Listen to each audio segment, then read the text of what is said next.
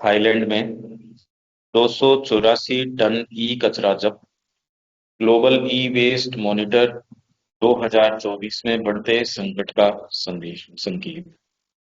America से आया करीब 284 टन इलेक्ट्रॉनिक कचरा थाईलैंड के लाएम चाबांग बंदरगाह पर अवैध रूप से पकड़ा गया है। यह कचरा 12 कंटेनरों में लाया गया था। अवैध रूप से पकड़ा गया। अवैध कचरा अवैध सब पकड़ा अवैध रूप से। हाँ, पकड़े अवैध रूप से थोड़ी, पकड़े तो अवैध रूप से है। कचरा अवैध ये कचरा 12 कंटेनरों में लाया गया था, जिसे अब वापस अमेरिका भेजने की तैयारी की जा रही है। वापिस अमेरिका है। जांच में सामने आया है कि इस शिपमेंट को स्क्रैप मेटल के रूप में घोषित किया गया था और इसे हैती से आया दिखाकर अधिकारियों को गुमराह करने की कोशिश की गई। निरीक्षण के दौरान से आया It's an island. Haiti, island. दिखाया वहां से आया आया तो अमेरिका से था। खेती हैती, हाँ। निरीक्षण के दौरान कंटेनरों में प्रिंटेड सर्किट बोर्ड पीसीबी जैसे खतरनाक ई कचरा पाए गए। थाईलैंड ने इस कार्रवाई को अवैध कचरे के खिलाफ अपनी जीरो टॉलरेंस नीति का हिस्सा बताया है। साथ ही पारगमन में मौजूद सैकड़ों 700 प्लस अन्य कंटेनरों की भी निगरानी की जा रही है, ताकि देश को वैश्विक कचरा डंपिंग का केंद्र बनने से रोका जा सके। तस्करी का बढ़ता नेटवर्क। थाईलैंड लंबे समय से अवैध कचरे की तस्करी का निशाना बन रहा है।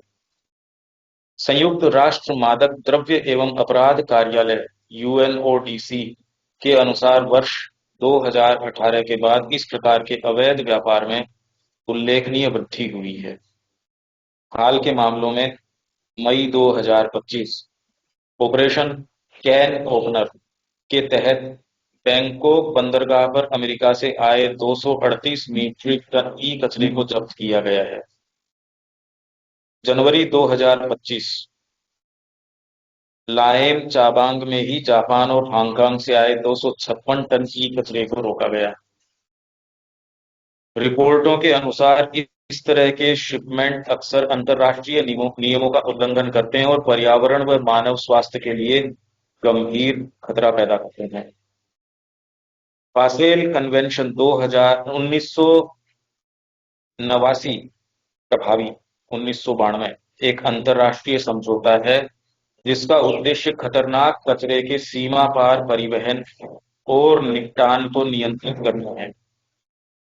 इसके तहत किसी भी ऐसे कचरे को दूसरे देश में भेजने से पहले पूर्व सूचित सहमति प्रायर इन्फॉर्म्ड कंसेंट लेना अनिवार्य होता है और यदि कोई शिपमेंट अवैध पाया जाता है तो उसे मूल देश द्वारा वापस लेना आवश्यक होता है।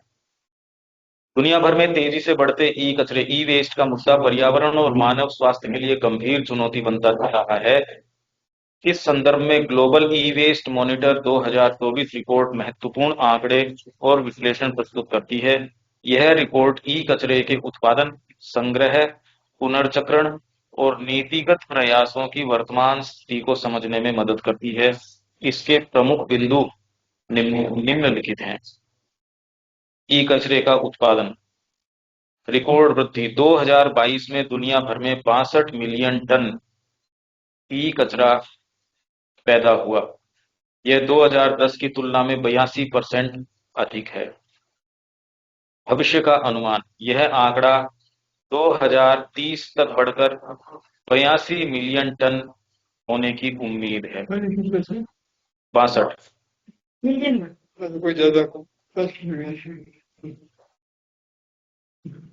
प्रति व्यक्ति कचरा औसतन दुनिया में हर व्यक्ति सालाना 7.8 किलोग्राम ई कचरा पैदा कर रहा है। रिसाइकलिंग की स्थिति, बड़ा अंतर। ई कचरा पैदा होने की गति उसे रिसाइकिल करने की गति से 5 गुना तेज है। कम रिसाइकलिंग, कुल कचरे का केवल 22.3% ही आधिकारिक तौर पर इकट्ठा और सही तरीके से रिसाइकिल किया जा पा रहा है। आर्थिक नुकसान, हर साल लगभग 62 बिलियन डॉलर मूल्य के कीमती संसाधन जैसे सोना, तांबा और लोहा बिना रिसाइकिल हुए नष्ट हो जाते हैं और फेंक दिए जाते हैं। Regional breakdown. यूरोप, प्रति व्यक्ति कचरा उत्पादन 17.6 किलोग्राम, रिसाइक्लिंग दर 42.8%।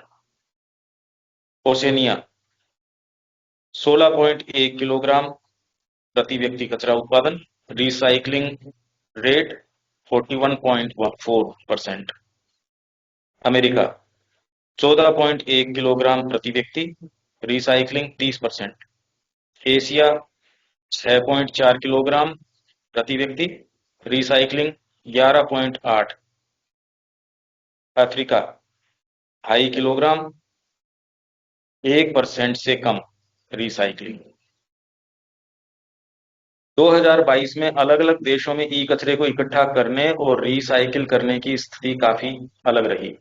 यूरोप में प्रति व्यक्ति सबसे ज्यादा ई कचरा 17.6 किलोग्राम बना और वहीं सबसे ज्यादा हिस्सा करीब 42.8% सही तरीके से इकट्ठा करके रिसाइकिल भी किया गया, जबकि अफ्रीकी देशों में स्थिति बहुत खराब रही, जहां 1% से भी कम ई कचरा सही तरीके से इकट्ठा और रिसाइकिल किया गया।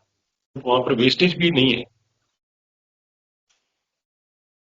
2.5 किलो है प्रति व्यक्ति।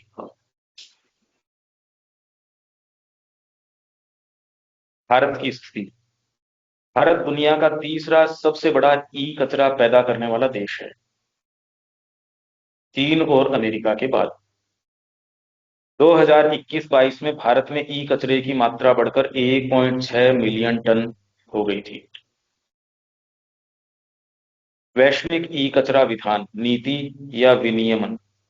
वैश्विक स्तर पर ई कचरा प्रबंधन के लिए नीतियों और नियमों का विस्तार अपेक्षा के अनुरूप नहीं हो पाया है।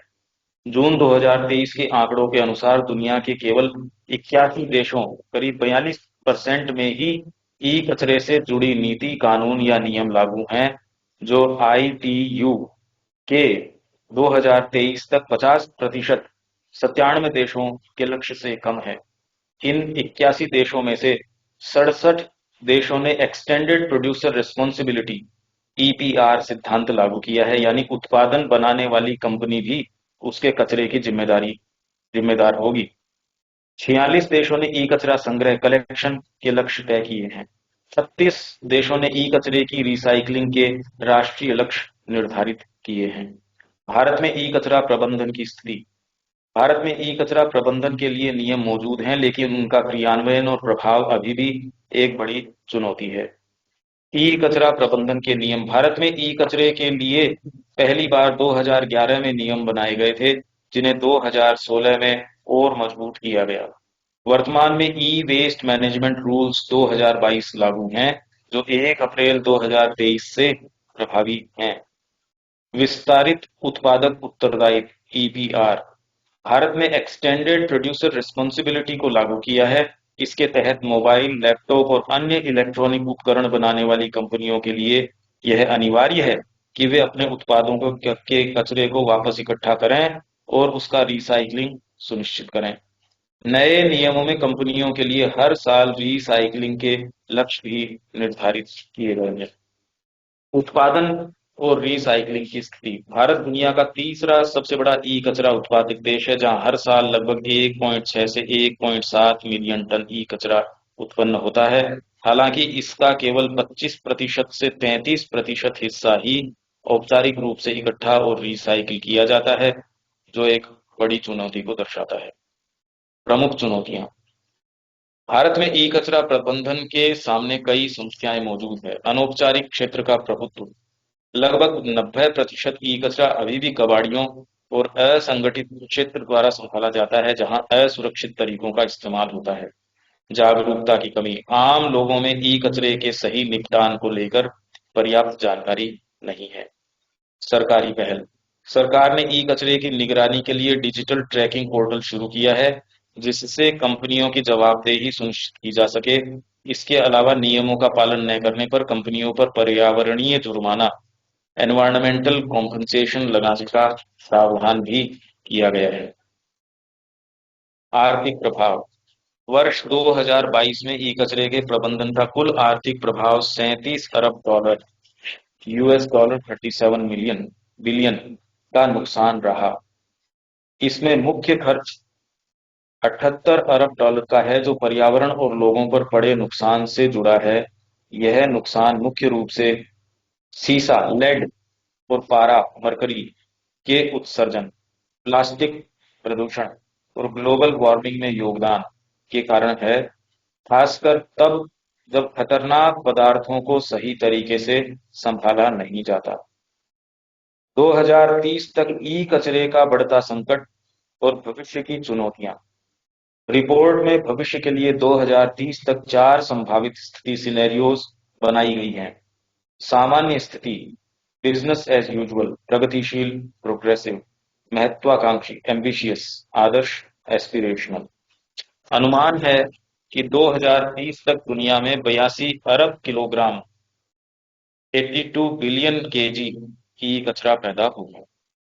अगर वर्तमान स्थिति बिजनेस एज यूजुअल बनी रहती है तो औपचारिक रूप से इकट्ठा और रिसाइकिल होने वाला ई कचरा घटकर 20% रह जाएगा, जबकि 2022 में यह दर 22.3% थी, जिससे साफ है कि दुनिया ITU के 2023 के 30% लक्ष्य को हासिल नहीं कर पाएगी। चुनौतियां, जहरीले पदार्थ, ई कचरे में पारा, मरकरी, सीसा, लेड और कैडमियम जैसे खतरनाक तत्व होते हैं जो मिट्टी और पानी को प्रदूषित करते हैं। अवैध व्यापार, लगभग 5.1 मिलियन टन ई कचरा हर साल सीमाओं के पार भेजा जाता है, जिसका एक बड़ा हिस्सा विकसित देशों से विकासशील देशों की ओर अवैध रूप से जाता है। दुर्लभ संसाधन, आधुनिक तकनीक के लिए जरूरी रेयर अर्थ एलिमेंट्स की मांग का केवल 1% हिस्सा ही ई कचरे की रिसाइकलिंग से पूरा हो पाता है। ईरान, इजराइल, अमेरिका संघर्ष, प्रमुख घटनाएं और विस्तार। 28 फरवरी 2026 को शुरू हुए बड़े सैन्य हमलों के बाद ईरान, इजराइल और अमेरिका के बीच संघर्ष तेजी से एक व्यापक क्षेत्रीय युद्ध में बदल गया। इस दौरान केवल सैन्य ठिकानों पर ही नहीं, बल्कि missile infrastructure, energy facilities, internal security systems और स्ट्रेट ऑफ हॉर्म्यूज जैसे महत्वपूर्ण मैरीटाइम रूट्स तक को निशाना बनाया गया। इस जलमार्ग में बढ़ते तनाव के कारण ग्लोबल ऑयल सप्लाई प्रभावित हुई, शिपिंग बाधित हुई और तेल की कम कीमतों में तेज वृद्धि दर्ज की गई, जिससे यह संघर्ष अंतरराष्ट्रीय अर्थव्यवस्था के लिए भी एक बड़ा खतरा बन गया। 1 मार्च से 21 मार्च के बीच यह युद्ध लगातार विकसित होता रहा, जिसमें air superiority, cyber attack, leadership targeting, proxy warfare और एनर्जी रूट्स पर नियंत्रण जैसे कई आयाम सामने आए। नीचे 1 मार्च से 21 मार्च 2026 तक की प्रमुख घटनाओं का दिन प्रतिदिन क्रम दिया गया है, जो इस संघर्ष के बदलते स्वरूप और विस्तार को समझने में मदद करता है। पहला दिन 1 मार्च 2026। अमेरिका और इजराइल ने ईरान के कई सैन्य ठिकानों, मिसाइल बेसेस, ड्रोन फैसिलिटीज और नेवल एसेट्स को निशाना बनाया। रिपोर्ट्स के अनुसार इन मामलों में 2000 से अधिक टारगेट शामिल रहे और तेहरान के ऊपर एयर सुपीरियोरिटी स्थापित की गई। आंतरिक सुरक्षा संस्थानों पर हमला। संयुक्त बलों ने ईरान के आंतरिक सुरक्षा ढांचों को भी निशाना बनाया। वेस्ट अजरबैजान और इलैम में बॉर्डर गार्ड यूनिट्स पर हमले, मेहरान बॉर्डर रेजिमेंट पर स्ट्राइक, जिसमें 22 सुरक्षाकर्मी मारे गए। तेहरान में लॉ एनफोर्समेंट कमांड स्टेशन को निशाना बनाया गया। साइबर हमले, ईरान की कई न्यूज वेबसाइट्स और एक धार्मिक मोबाइल एप्लीकेशन को हैक किया गया। इन प्लेटफॉर्म्स पर it is time for reckoning जैसे संदेश प्रदर्शित किए गए। इन संदेशों में सुरक्षा बलों से हथियार डालने और सरकार के खिलाफ आम लोगों के साथ खड़े होने की अपील की गई। ईरान की जवाबी कार्रवाई। ईरान ने इजराइल और खाड़ी देशों पर मिसाइल और ड्रोन हमले किए। इजराइल के विभिन्न क्षेत्रों को निशाना बनाया गया। यूएई, कुवैत और बहरीन में भी हमलों की खबरें सामने आईं। अमेरिकी सैन्य ठिकानों पर भी हमले किए गए। संघर्ष का विस्तार। 1 मार्च की घटनाओं के बाद संघर्ष का दायरा बढ़ गया है। इराक, यूएई और ओमान सहित कई क्षेत्रों में हमले और तनाव की स्थिति देखी गई। समुद्री मार्ग प्रभावित। संघर्ष का असर समुद्री व्यापार पर भी पड़ा है। पर्शियन गल्फ में जहाजों की आवाजाही में कमी आई। हॉर्म्यूज स्ट्रेट में जहाजों की आवाजाही में लगभग 70% तक गिरावट दर्ज की गई। यह जलमार्ग वैश्विक तेल आपूर्ति के लिए अत्यंत महत्वपूर्ण माना जाता है। डे 2 2 मार्च। अमेरिका और इजरायल ने 2 मार्च को अपने संयुक्त सैन्य अभियान को जारी रखते हुए ईरान की एयर डिफेंस प्रणाली को और कमजोर किया, जिससे पश्चिमी ईरान और तेहरान के ऊपर उनकी एयर सुपीरियरिटी बनी रही। अमेरिकी अधिकारियों के अनुसार जब लोकल एयर सुपीरियरिटी स्थापित हो चुकी है, जिसके कारण दोनों देश अब कम एडवांस्ड एयरक्राफ्ट का भी सुरक्षित रूप से उपयोग कर पा रहे हैं। इस दिन हमलों का फोकस केवल सैन्य ठिकानों तक सीमित नहीं रहा, बल्कि ईरान के आंतरिक सुरक्षा ढांचे को भी निशाना बनाया गया। प्रोटेस्ट सप्रेशन और रेजिम कंट्रोल से जुड़े इंटेलिजेंस, बेसीज और प्रोपेगेंडा नेटवर्क पर हमले किए गए। इसी क्रम में नेटेंज न्यूक्लियर फैसिलिटी पर भी स्ट्राइक की गई, जिसमें कम से कम 3 बिल्डिंग्स को गंभीर नुकसान पहुंचा। यह इस अभियान का पहला सीधा न्यूक्लियर टारगेट अटैक था।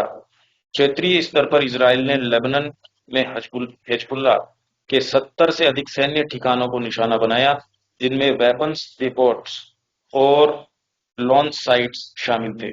वहीं अमेरिका और इजरायल ने इराक में ईरान बैक्ड मिलिटियाज के खिलाफ भी हमले जारी रखे, जबकि इन मिलिशियाज ने जॉर्डन जैसे देशों पर तक अपने हमले बढ़ाने की धमकी दी। इसके साथ ही संघर्ष का असर व्यापक क्षेत्र में दिखाई देने लगा। हूतीज के संभावित हस्तक्षेप की आशंका जताई गई, जबकि ईरान ने स्ट्रेट ऑफ हॉर्मुज में शिपिंग को बाधित करने की कोशिश की। इन घटनाओं के कारण गल्फ क्षेत्र में ऑयल और गैस इंफ्रास्ट्रक्चर पर दबाव बढ़ा, जिससे वैश्विक ऊर्जा आपूर्ति भी प्रभावित होने लगी। डे 3 मार्च। अमेरिका और इजरायल ने 3 मार्च को अपने अभियान को आगे बढ़ाते हुए ईरान की बैलिस्टिक मिसाइल क्षमता को व्यवस्थित रूप से कमजोर करने पर फोकस किया। इस रणनीति के तहत मिसाइल लॉन्चर्स को नष्ट किया जा रहा है, जिससे ईरान की हमले करने की क्षमता कम और यूएस इजरायल को अपने इंटरसेप्टर स्टॉकपाइल पर कम दबाव पड़े। इसी का असर दिखा, क्योंकि इजरायल और यूएई पर ईरान के मिसाइल हमलों में कमी दर्ज की गई। इस दिन इजरायल ने ईरान के निर्णय लेने वाले संस्थानों डिसीजन मेकिंग बॉडीज को भी निशाना बनाया। तेहरान में असेंबली ऑफ एक्सपर्ट्स बिल्डिंग पर हमला किया गया, जो 88 सदस्यों वाली संस्था है और सुप्रीम लीडर के चयन की जिम्मेदारी रखती है।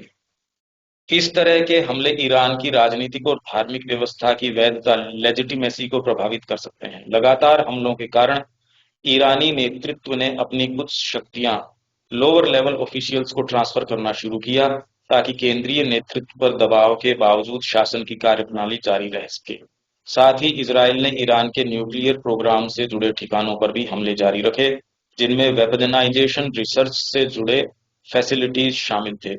ईरान ने जवाबी कार्रवाई में यूएस बेसेस और गल्फ देशों में ड्रोन और मिसाइल हमले जारी रखे, जिसके चलते सुरक्षा कारणों से यूएई और बहराइन में अमेरिकी दूतावासों को अस्थायी रूप से बंद करना पड़ा।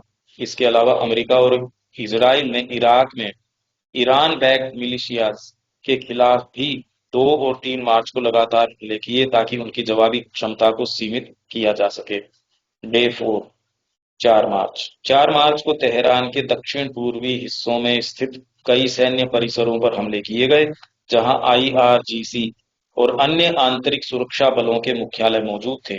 इन हमलों का उद्देश्य ईरान के कमांड एंड कंट्रोल सिस्टम को बाधित करना था। इसी दौरान तेहरान और उत्तर पश्चिमी ईरान के कुर्द बहुल क्षेत्रों में भी आंतरिक नियंत्रण से जुड़े कई ठिकानों को निशाना बनाया गया। इराकी कुर्दिस्तान से संभावित ग्राउंड ऑपरेशन की खबरें सामने आई, लेकिन इसकी पुष्टि नहीं हुई और स्थानीय अधिकारियों ने इसे खारिज कर दिया। इस दिन ईरान के हमलों में ड्रोन्स का उपयोग बढ़ा, जबकि बैलिस्टिक मिसाइल हमलों में कमी देखी गई। साथ ही स्ट्रेट ऑफ हॉर्मूज में शिपिंग को बाधित करने के प्रयास जारी रहे, हालांकि ईरान की नेवल क्षमता पहले से काफी कमजोर हो चुकी थी।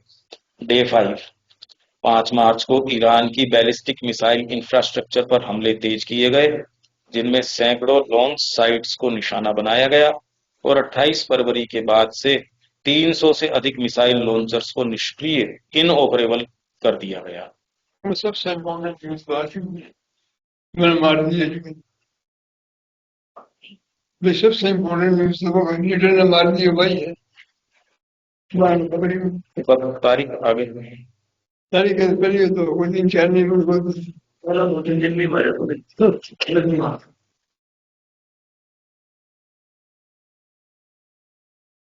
और वो शुरू में मैंने किताब में मार दिया गरीब ये इसमें आ गई होगी, इसमें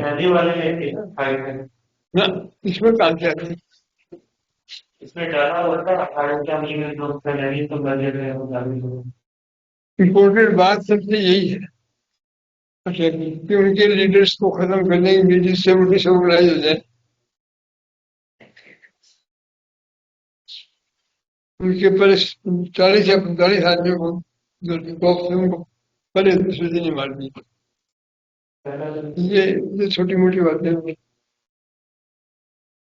पर्सपेक्टिव जो है अच्छा लड़ाई का वर्णन भी अखबार में खबर है उसको इस तरह से देने से तो फायदा नहीं। अपने लोगों को कुछ पर्सपेक्टिव अपने को लिखे ना तब तो फायदा है, नहीं तो ये तो अखबार में आई जाती है। ये तो एक खाली न्यूज को पढ़ना होगा, ये भी अपने लिए उपयोगी है, कुछ लोगों को ये पता नहीं। तो बेसिकली तो ये सारा मामला क्या है, क्या चीज है, उसका बैकग्राउंड लोगों को पता है नहीं, जिसका कुछ पता नहीं है क्या हो रहा है, क्यों हो रहा है, वो चीजें आनी चाहिए।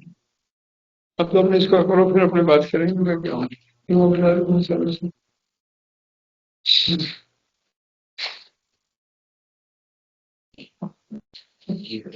यहाँ पर चल रहा है। एनालिसिस नहीं है, खाली रिपोर्टिंग है। अपने को चाहिए एनालिसिस की बात, यहाँ तो रिपोर्टिंग की तो अखबारों में आती है खास बात। इसका मतलब क्या है, बात क्या है, बैकग्राउंड क्या है, चीज क्या है, सिचुएशन क्या है, एक्चुअल बात कहाँ की, वो हम हो सकते हैं उसमें गलत हो हमारा पर्सपेक्टिव, पर कम से कम थिंकिंग तो करें इस बारे में, ये है।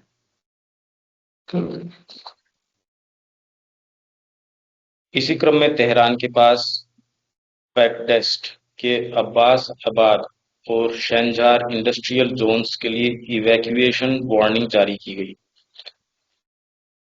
इस दिन तेहरान और उत्तर पश्चिमी ईरान के इंटरनल सिक्योरिटी ठिकानों जैसे आईआरजीसी और पुलिस बेसेस पर हमले जारी रहे। साथ ही दक्षिण पश्चिम ईरान में आईआरजीसी, स्पेशल फोर्सेज और रैपिड रेस्पॉन्स यूनिट्स को भी निशाना बनाया गया।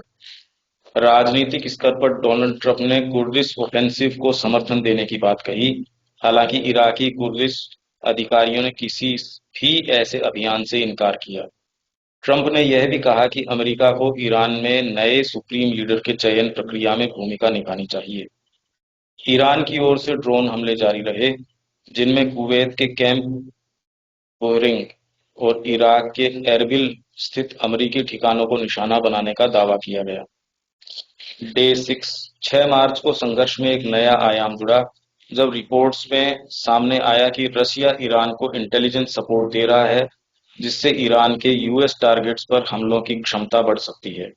साथ ही संकेत मिले कि चाइना भी फाइनेंशियल सहायता और मिसाइल कंपोनेंट्स प्रदान करने की तैयारी में है और इस संघर्ष को और व्यापक बना सकता है। इस दिन संयुक्त बलों ने ईरान की बैलिस्टिक मिसाइल क्षमता को कमजोर करने के अभियान को जारी रखा, जिसके परिणामस्वरूप मिसाइल हमलों में लगभग 90% तक गिरावट दर्ज की गई। इसके साथ ही हमले अब डिफेंस इंडस्ट्रियल बेस, खासकर ड्रोन और मिसाइल प्रोडक्शन से जुड़े ठिकानों पर केंद्रित रहे। इसी क्रम में कोम के शोकोही इंडस्ट्रियल जोन और तेहरान के एस्तेगलाल इंडस्ट्रियल जोन, साथ ही एम्यूनिशन प्रोडक्शन और स्टोरेज फैसिलिटीज को निशाना बनाया गया। ईरान ने जवाबी कार्रवाई में हमले जारी रखे, लेकिन पिछले 6 दिनों में केवल 6 मिसाइल अटैक वेव दर्ज हुई। डे 7 मार्च को ईरान के भीतर राजनीतिक मतभेद सामने आए जब राष्ट्रपति मसूद पेजेश्कियन के एक बयान पर हार्डलाइन नेताओं ने नाराजगी जताई। इस दिन संयुक्त बलों ने पहली बार ईरान के एनर्जी सेक्टर को सीधे निशाना बनाया। 2 ऑयल रिफाइनरीज और 2 ऑयल स्टोरेज फैसिलिटीज पर हमले किए गए, जिससे देश की ऊर्जा आपूर्ति पर असर पड़ा। सैन्य स्तर पर तेहरान में आईआरजीसी एरोस्पेस फोर्स इंफ्रास्ट्रक्चर पर स्ट्राइक की गई, जो ईरान के मिसाइल और ड्रोन कार्यक्रम का प्रमुख केंद्र है। उपलब्ध आकलनों के अनुसार ईरान के पास अब लगभग 120 मिसाइल लॉन्चर्स शेष हो सकते थे। क्षेत्रीय स्तर पर ईरानी हमलों का पैटर्न बदलता दिखा, जहां मिसाइल हमलों की संख्या कम रही, लेकिन ड्रोन अटैक जारी रहे। सऊदी अरेबिया में इन हमलों से इंफ्रास्ट्रक्चर को नुकसान पहुंचा, जिसके बाद व्लादिमीर जेलेंस्की ने सऊदी नेतृत्व से बात कर शाहेद ड्रोन्स के खतरे से निपटने में सहयोग की पेशकश की। डे 8 मार्च को ईरान की राजनीति में बड़ा बदलाव हुआ जब असेंबली ऑफ एक्सपर्ट्स ने मोज्तबा खमेनेई को नया सुप्रीम लीडर चुना। यह निर्णय हार्डलाइन गुटों की बढ़त को दर्शाता है। मोज्तबा अब लेजिटिमेसी स्थापित करने और विभिन्न गुटों को एकजुट करने जैसी चुनौतियों का सामना करे।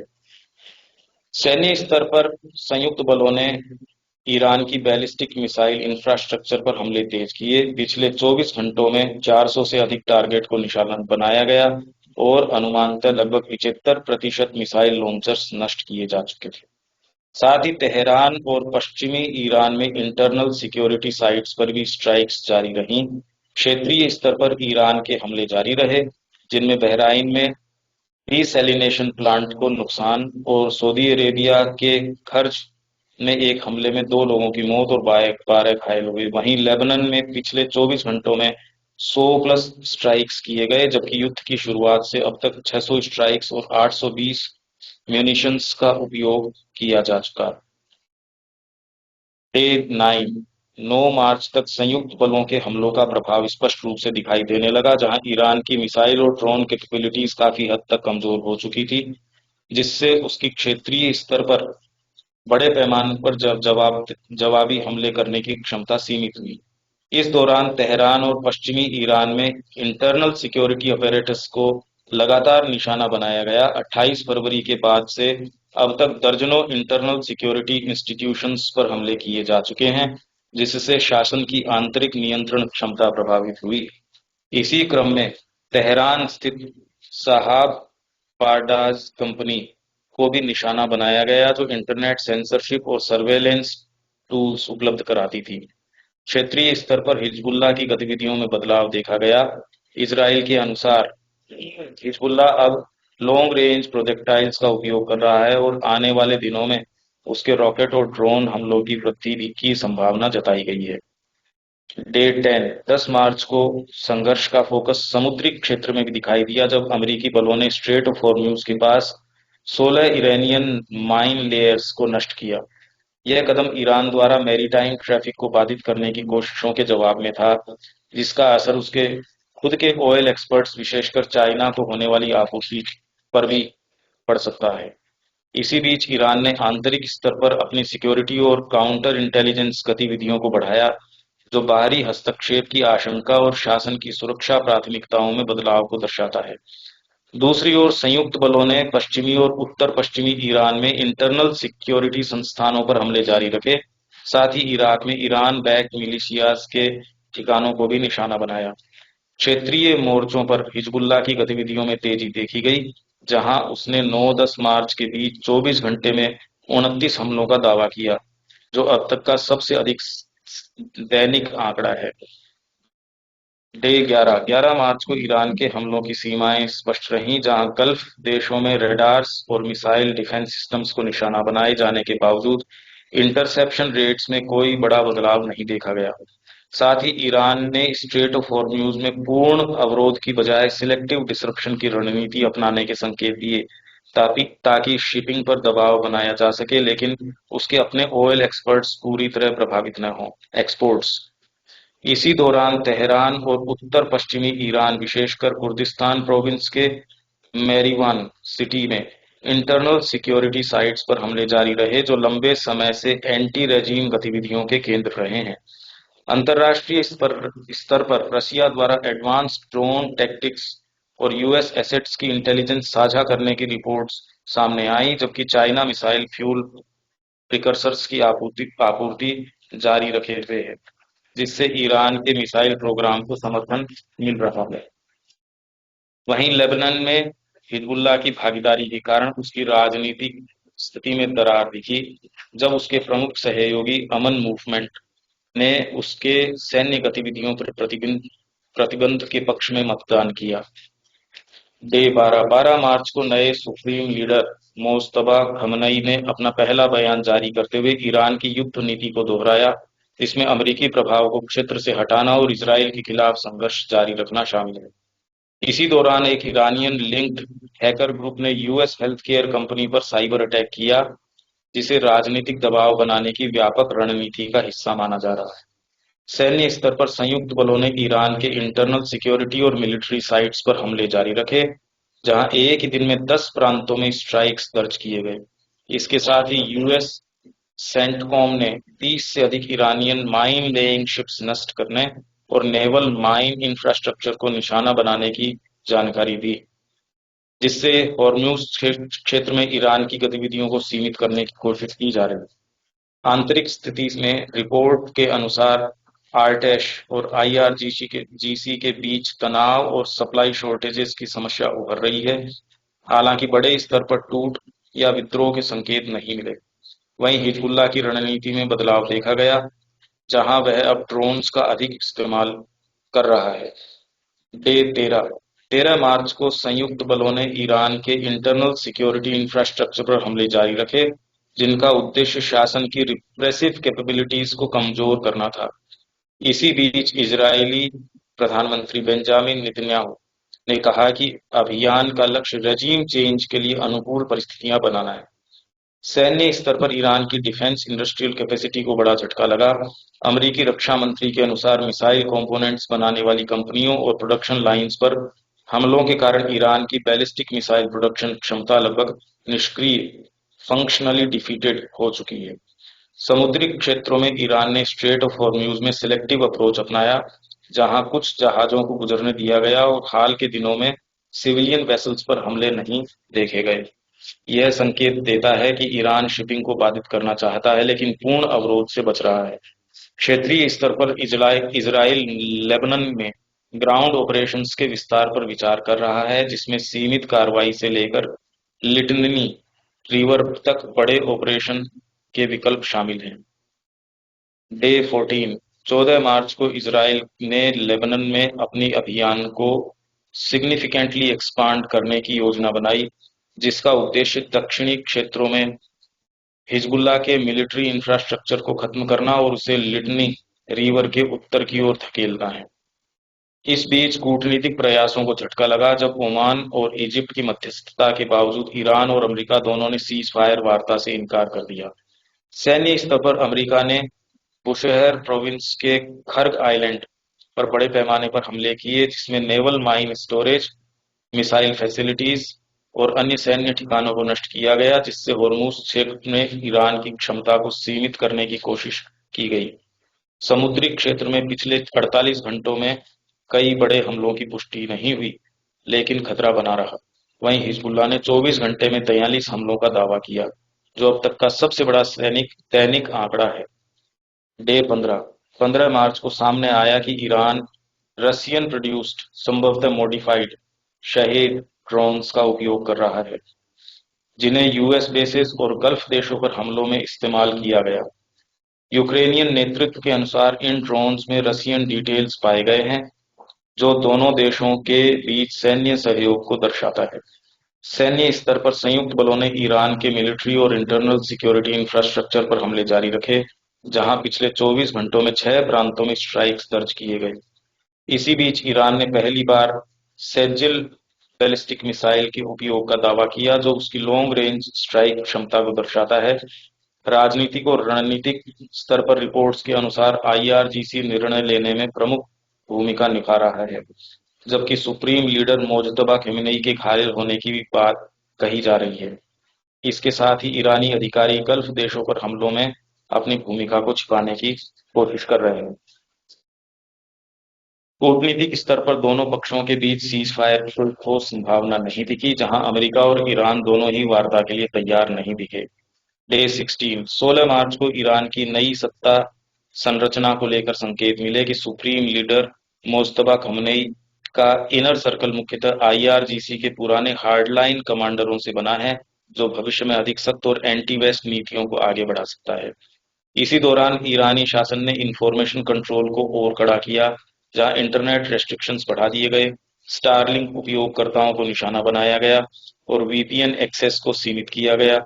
इससे देश के भीतर की जानकारी बाहर आना और कठिन हो गया।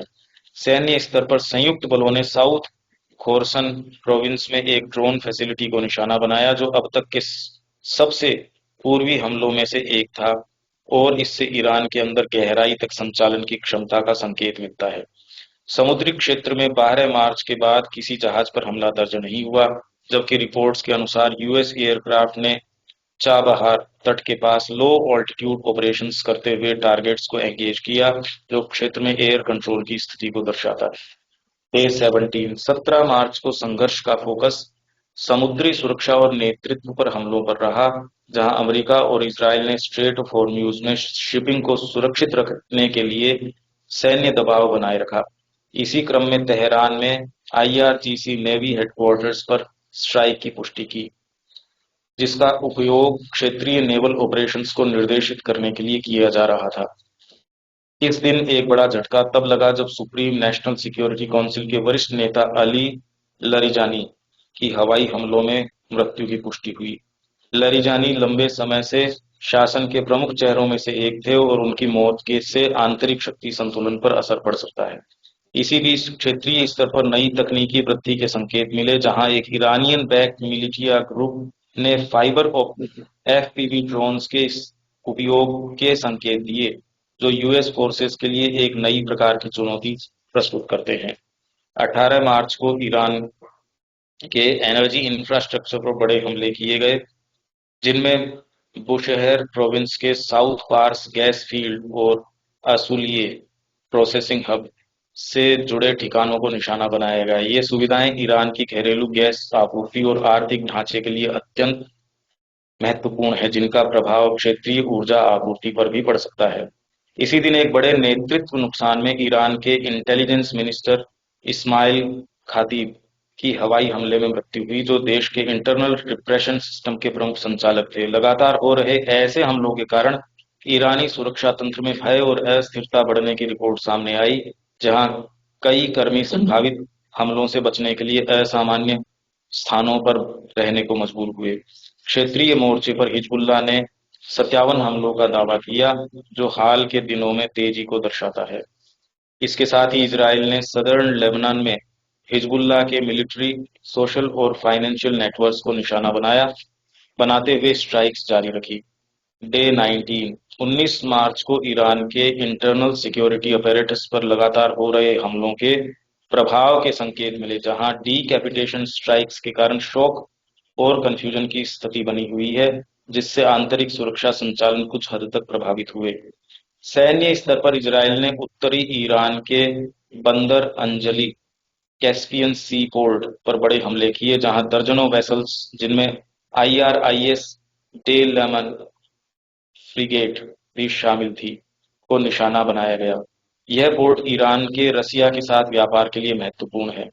इसके साथ ही संयुक्त बलों ने मिसाइल और एयर डिफेंस कैपेबिलिटीज पर हमले जारी रखते हुए लगभग 85% सरफेस टू एयर मिसाइल्स को नष्ट करने का दावा किया। क्षेत्रीय स्तर पर ईरान ने गल्फ में हमले जारी रखे, जिनमें कतर के रास लफान इंडस्ट्रियल सिटी को निशाना बनाया गया। इसके जवाब में अमेरिकी राष्ट्रपति ने साउथ पार्स गैस फील्ड को निशाना बनाने की चेतावनी दी।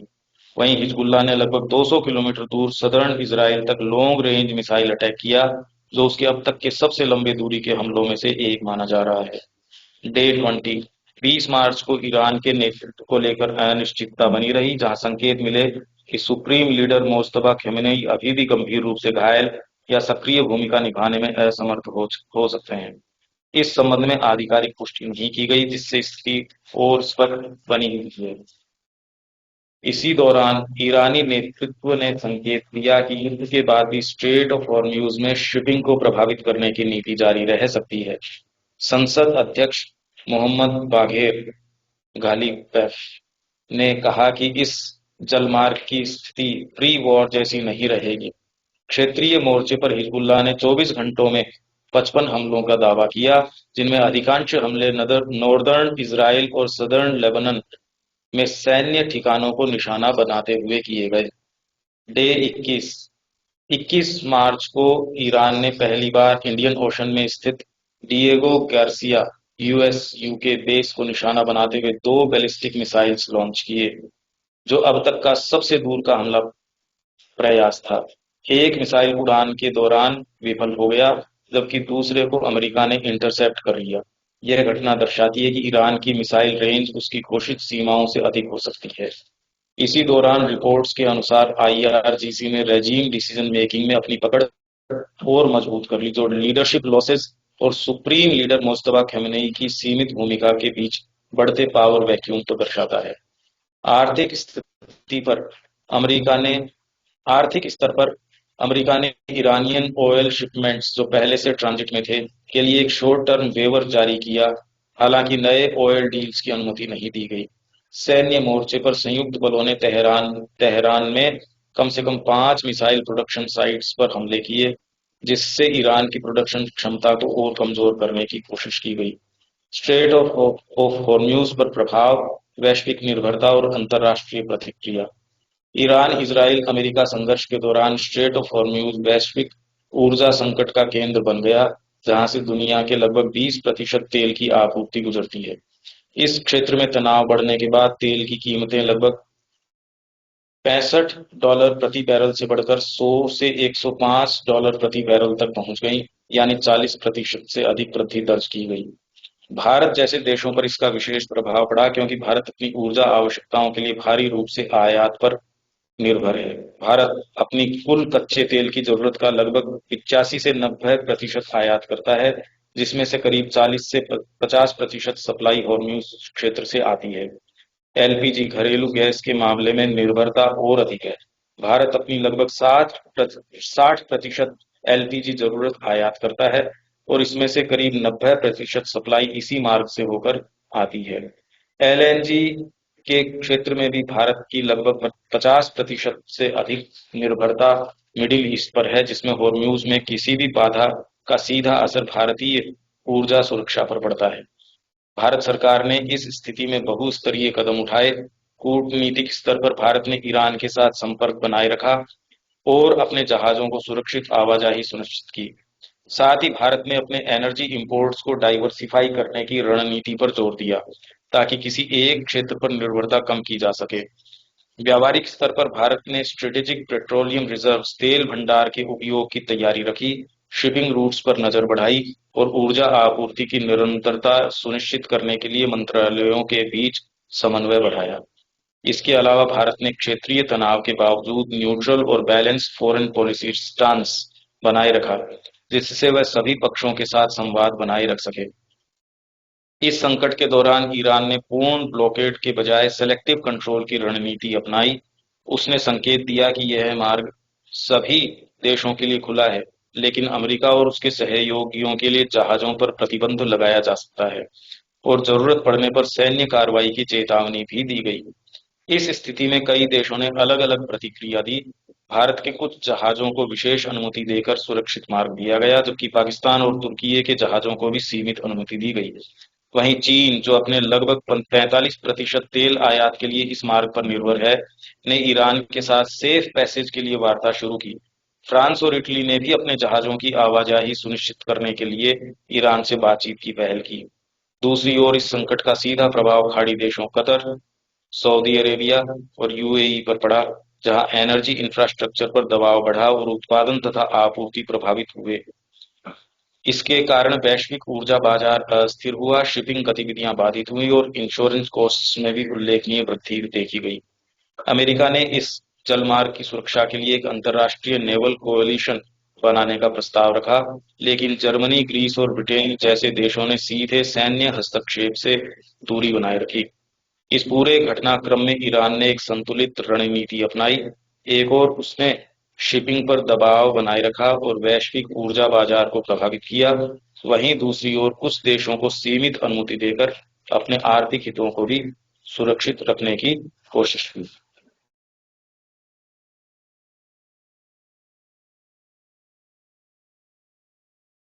इसमें तो स्पष्ट ही कुछ आया है नहीं कुछ।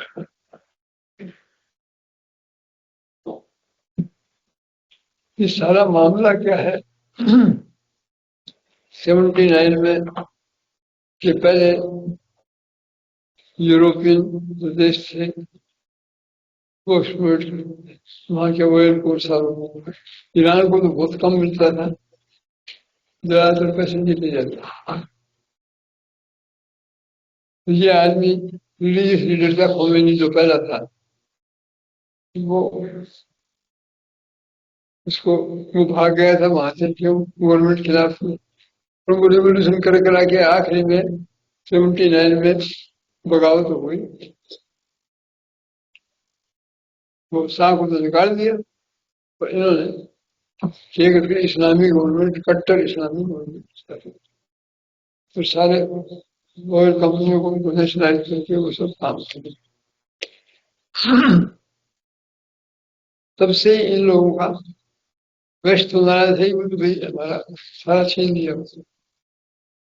वो कोई खास बात नहीं, अफ्रीका में भी सब जगह जगह वही है।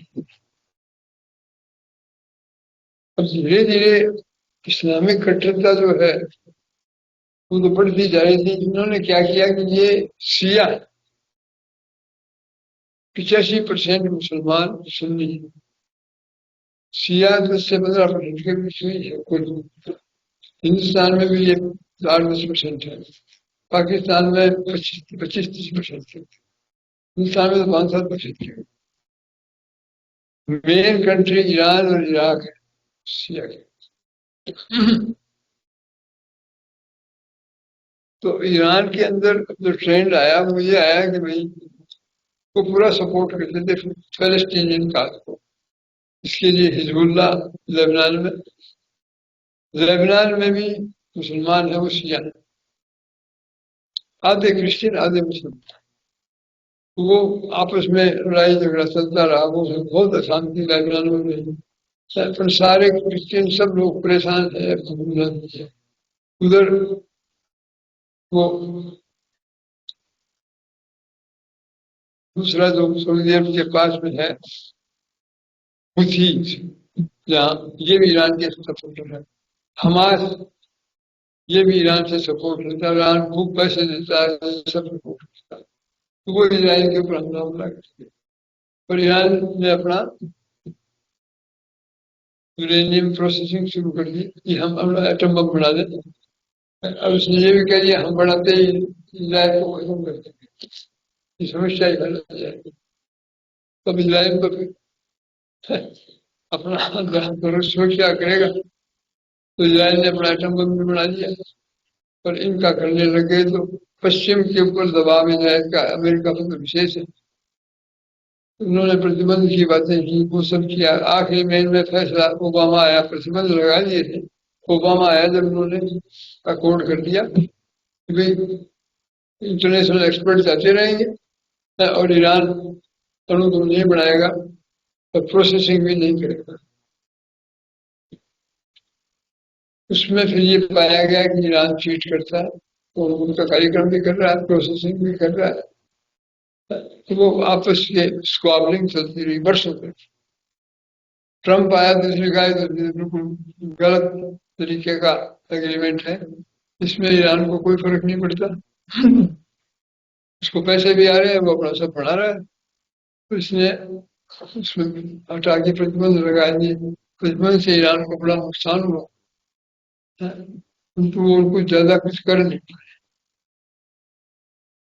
अब की बार आया तो इसने फिर अभी 6-5-8 महीने पहले हमला किया था उसके फैसिलिटी के बोले बहुत नजदीक है बढ़ाने के, तो उसको फैसिलिटी को डैमेज किया, बोले इससे वर्ष तक हो जाएगा, पर वो 2-4 महीने उन्होंने वापस कर दिया। तो इस बीच में बहुत ज्यादा आदान प्रदान, बहुत ज्यादा हमले वो। अभी जो बात है सऊदी अरबिया और ईरान में, पहले तो बातचीत भी नहीं थी, बहुत ज्यादा दुश्मनी थी, बिल्कुल पूरी दुश्मनी। अब थोड़ा थोड़ा इजराइल ने ये सब किया, तो थोड़ा थोड़ा ऊपर से वो कर रहे थे, तो बेसिकली सऊदी अरबिया इसको चाहता नहीं, बिल्कुल भी नहीं चाहता। तो अभी जो रिपोर्ट आई थी वो ये थी कि अमेरिका पे बहुत बड़ा दबाव था सऊदी अरबिया का, ईरान के अलावा सऊदी का, कि ईरान की न्यूक्लियर फैसिलिटी खत्म करो, तो सऊदी को भी डर है, तो इसको खत्म करो और हमला करो। और इंटरनल बात जो पहले भी आई थी सामने, वो ये है कि अमेरिका ये सब काम करता है, पैसा सारा अरबों से लेते हैं, वहां जितने भी अड्डे हैं पैसे वो देते हैं। पहले जो वार हुई थी इराक के खिलाफ, उसमें सारे पैसे उन्होंने, दूसरी बार में भी सारे उनसे लेगा, अपना अपना क्यों लड़ेगा, जैसे पाकिस्तान भी सारे अपनी फौज रखता है, पैसे पूरे लेता है। इस बार भी हो सकता है कि वो डीलिंग में भी, और बात तो सामने नहीं आई, इसने अमेरिका को इनिशिएट किया है, तो अमेरिका बिना पैसे के तो आने वाला आदमी कम है, वो इतना, ये सब चीजें तो पीछे हैं। अब इन्होंने क्या कैलकुलेट किया या मिस कैलकुलेट किया, वो तो आगे टाइम बताएगी। इन्होंने जो हमले किए हैं उसको करने का कि भाई ये फिसल जाए, तो अमेरिका के लिए थोड़ा मुश्किल हो गया, क्योंकि वहां बड़ा सेंसिटिव काम है। अमेरिकन चाहते हैं कि हम दुनिया में डोमिनेट करें, सारा कर लें, हमारा एक आदमी नहीं मिलेगा, हम डॉलर डूब के काम कर रहे हैं। अब इस लड़ाई में खाली फायर पावर से इसराइल के दोनों के से भी ईरान अभी दब नहीं रहा है, तो अभी इनके पास हमला करने का मिलिट्री तो फोर्सेज भेजने की बात, ये उसके बिना तो ये लगता है कि चापे आएगा, आ भी जाए, पर अभी इनको अभी कोई तय नहीं। अभी जो लेटेस्ट चीज है कि रशिया के वो ओपनली सपोर्ट करने लग गया है ईरान, उसने साफ कही हम तो ईरान के साथ हैं। दूसरा, अमेरिका कह रहा है कि हम ये करेंगे वो करेंगे, तुम ये करो, तो ईरान वाले, ट्रम्प की पॉलिसी तो यही नजर आती है सबको कि बस बीच में जरा सा भी अपनी, वो तो कह देगा हमने सारा अपना अचीव कर लिया है, बस आप हम लड़ाई मत करिए, इस करके निकल जाए, बेशर्म है बिल्कुल। प्रॉब्लम क्या हो गई कि ईरान बहुत ज्यादा हमको गाली गलौज कर रहा है, और कह रहा तुम आ जाओ, तुम्हारी क्या ताकत है, वो सब। तो इसमें अब ये कहना कि भाई तो जीत लिया, सब हो गया, थोड़ा मुश्किल पड़ता है। तो he desperate is looking to come out. तो यहाँ ये चीजें हैं, ईरान अंदर से क्या स्थिति है, अभी तो उसका रुख तो है और कड़ा ही खड़ा है। अमेरिका ने कहा या तो तुम इस स्टेट को खोल दो, नहीं तुम्हारे एनर्जी ठिकानों पे हम हमला करेंगे, तो मैंने कहा कर लो, तुम्हारी मर्जियों से पूरा जाओ।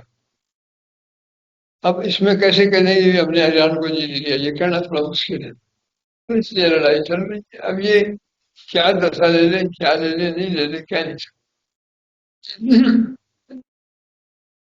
इसराइल का एटीट्यूड साफ है कि जितना डैमेज कर सको ईरान को, उतनी टाइम आपको मिले वो करो, क्योंकि ईरान को रशिया, चाइना सपोर्ट करते हैं, करेंगे, टेक्नोलॉजी उसके पास है, और वो अगर एटम बम बना लेता है तो इसराइल के लिए तो कुछ खतरनाक है। तो इसराइल तो उसको, इसराइल का नेटवर्क बहुत जबरदस्त है,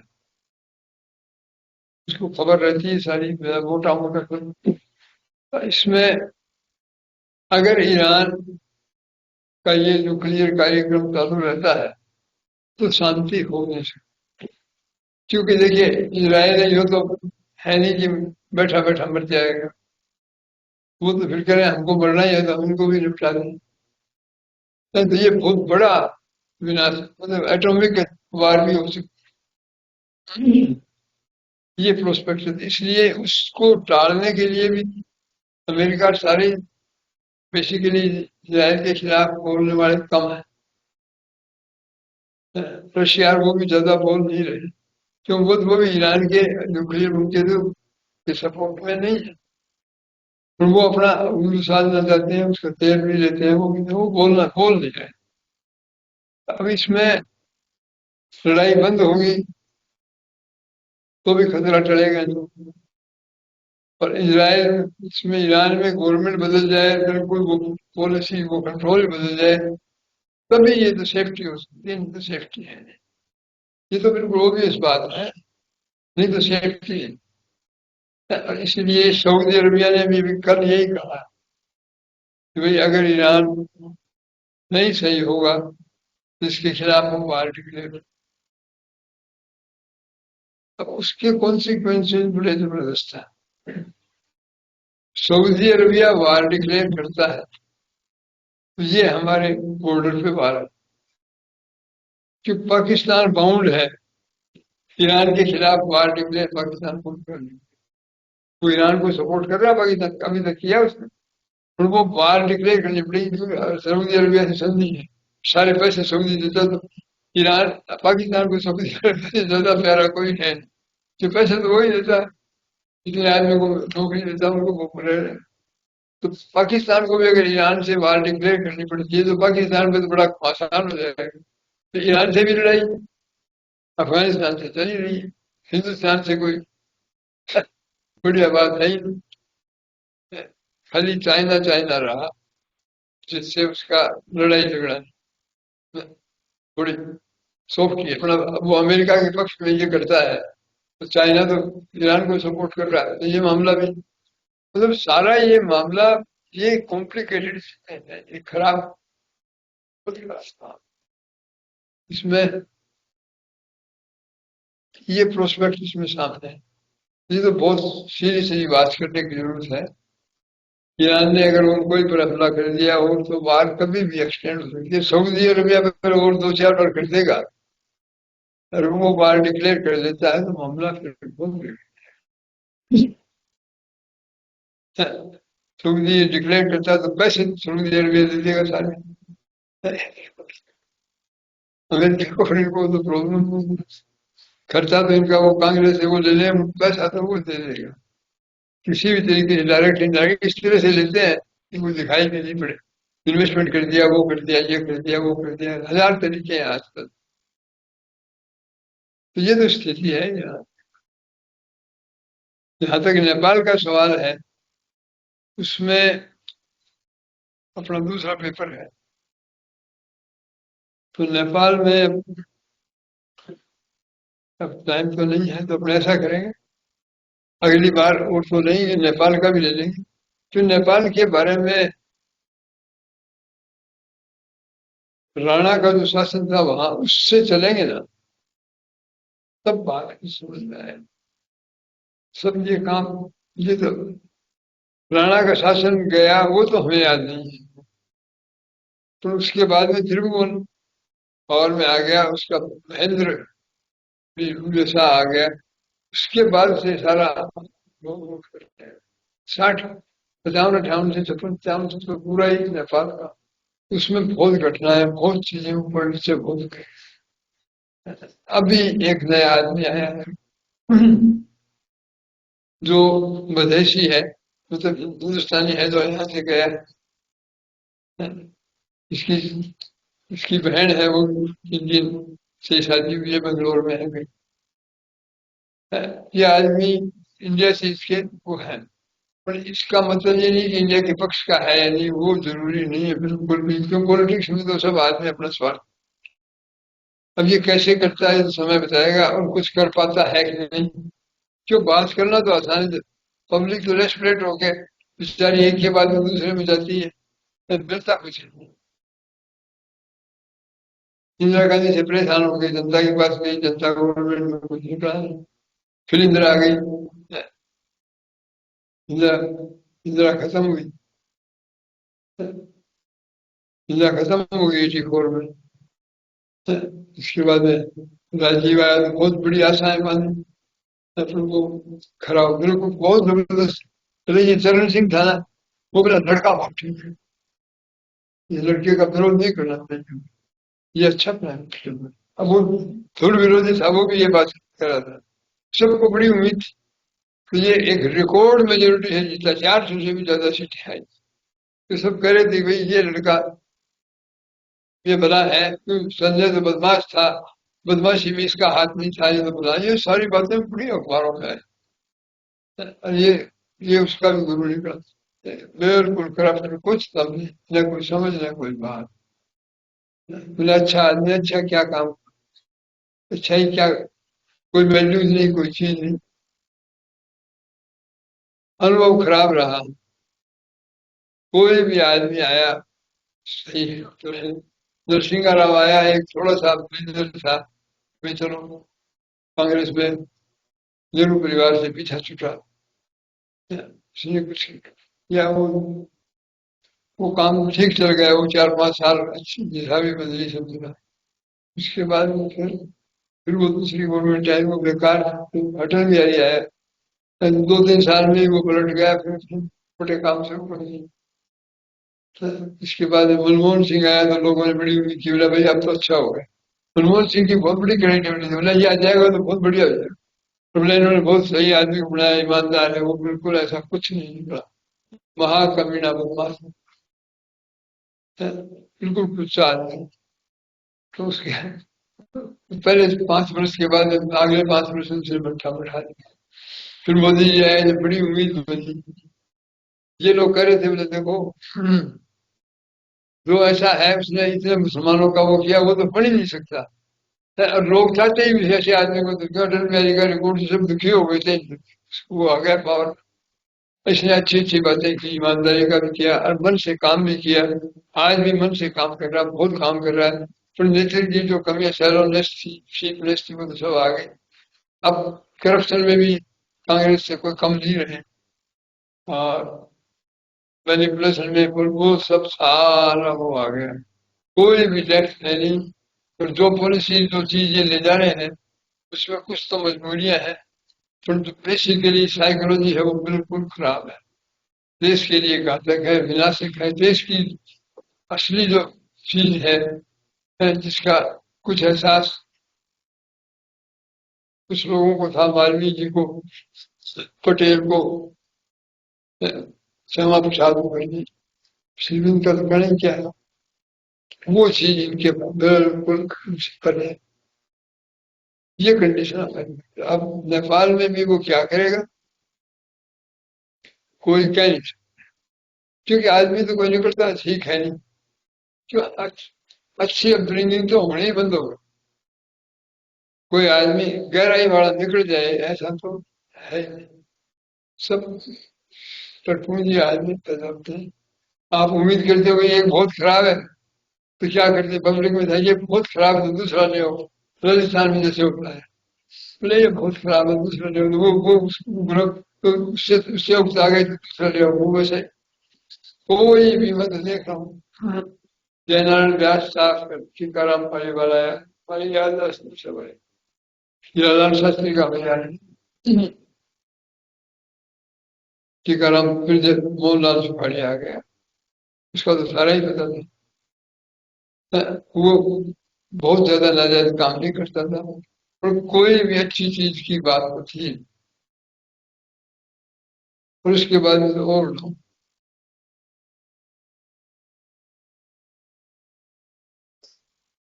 तो हमारी समस्या यही है कि कोई, और इतने पावरफुल है भी नहीं कि सिस्टम को चेंज कर सके। वो विजन, वो बात कहाँ है, जो पब्लिक में है नहीं, तो आदमी को, आदमी देख महसूस किया, इनको पता चल जाता है कि इतना तो पब्लिक सपोर्ट करेगी, ये नहीं करेगी, उसके हिसाब से चलते हैं।